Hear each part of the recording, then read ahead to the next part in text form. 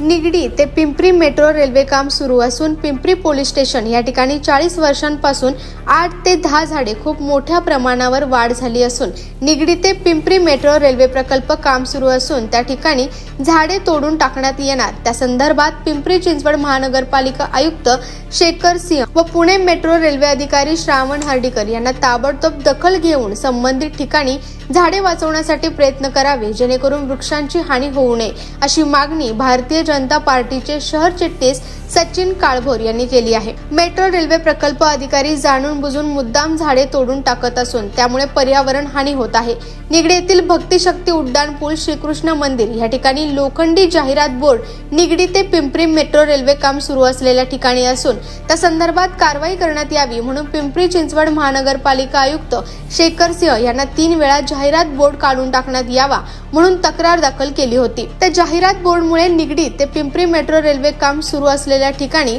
अडथळा निर्माण होत असून त्या संदर्भात पिंपरी चिंचवड महानगरपालिका आयुक्त शेखर सिंह पाठबळ देत असून दुसरीकडे पिंपरी पोलीस स्टेशन या ठिकाणी 10 ते 12 झाडे तोडून टाकण्यात येणार असून त्या संदर्भात निगडी ते पिंपरी मेट्रो रेल्वे अधिकारी यांच्या विरोधात फौजदारी गुन्हा नोंद करण्यात यावा ही नम्र विनंती, अन्यथा रास्ता रोको आंदोलन करण्यात येणार आहे।